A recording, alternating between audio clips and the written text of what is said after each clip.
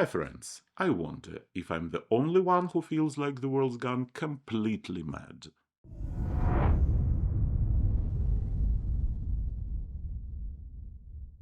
In New Zealand, 23-year-old Tina Beznek decided that poverty isn't a sentence. It's an opportunity to get creative. The young woman put a piece of her own body up for auction, a 9 by 9 centimeters patch of skin on one of her buttocks. The winner will get exclusive right to permanently place a message, drawing or advertising there. Anything their hearts desire. In the listing on the Trade Me online auction, it's stated quite honestly, you can ink anything from a marriage proposal to a slogan like 50% off all carpets. Tina promised to send the lucky buyer a photo of the finished masterpiece. And if they live in Wellington, they can even attend the tattoo session in person, which, let's admit, it's far more entertaining than a regular movie night. Bids for the living canvas have already exceeded 8,500 New Zealand dollars, which is about 5,700 US dollars. For comparison, that's enough to buy a pretty decent TV. But is there a TV which could compete with an exclusive advertising platform on someone's backside?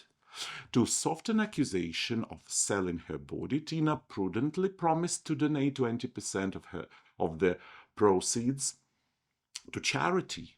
So everything is fair. 80% goes to solving her own problems, and the remaining 20% ensures no one can accuse her for being completely mercenary. Thus, the young woman found the way to combine business, art, and philanthropy. Now, all that's left is to wait for the auction winner and find out what will decorate her body: lofty poetry, a pizza logo, or the classic "John was here."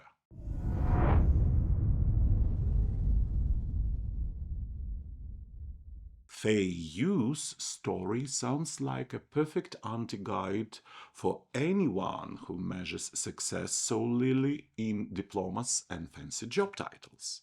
The 24-year-old graduate of Sichuan University got into the prestigious Fudan postgraduate program and quit after just one semester. The reason? Depression, insomnia, stomach issues, and a dodgy professor whose name was politely omitted. It seemed like every Chinese parent dream had collapsed before their eyes. But Fei didn't start wringing his hand or posting tearful monologues about his ruined life. He simply remembered how, as a child, he used to help his grandmother selling balloons and went there where he could at least breathe. Now the former graduate student fries mashed potato in a street stall and earns about 89 US dollars a day, which is more than many office surfers make while also enduring toxic bosses. Customers love his potato mash, and Faye happily tells his story to anyone who asks, without the slightest embarrassment, that instead of PhD, his business card could proudly read Master of Potatoes. The irony is that commenters online are seriously arguing. He threw his education away, or no, he just misunderstood life. Fay brushes it all off philosophically. For him, the result in the form of a CV line means nothing. The process matters.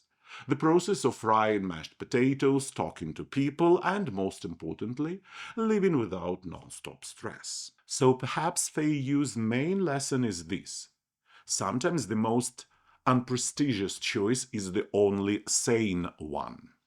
After all, what is good in an elite diploma if it costs you sleepless nights and a stomach ulcer, which files its own dropout request?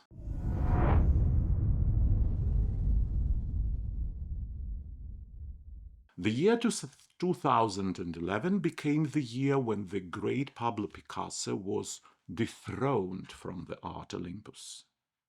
He was overtaken by Chinese artist Zhang Datian, whose works brought auction houses totally more than $506 million US. By comparison, Picasso, with his modest around $312 million, ended up only in fourth place, and this after dominating the ranking almost unchallenged from 1997 to 2010.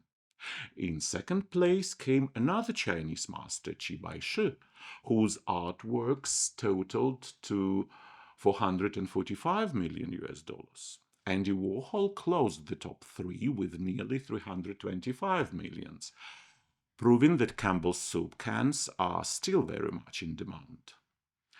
Bloomberg noted that this shift reflected a new trend. China is confidently conquering the art market. The country's share of global fine art sales rose from 39% up to 33% the previous year. And although Chinese names still sound less prominent in the West than Picasso and Warhol, within China, local collectors prefer to invest in their own, which makes perfect sense. Oil and real estate may lose value, but patriotism in a frame never does. For the record, Picasso still holds the title. In 2010, his painting Nude, Green Leaves and Busts sold for $106.5 million US. But it seems that this all-time auction price record is merely a consolation prize compared to how China is turning art market into its own billionaire's sandbox.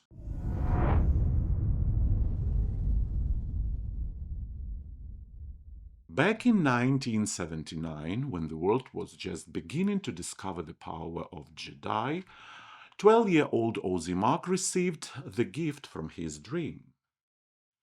Knowing how much the son loved the newlywed conquering Star Wars, his parents decorated his room with wallpaper featuring characters from the cosmic saga. Every morning the boy woke up under Darth Vader's stern gaze and the friendly smiles of Luke and Han. And for him it was almost like living on his own mini Death Star, just with soft carpet and a lamp over the bed. Decades passed, Ozzy grew up, got some grey hair, and the need of renovation of his house.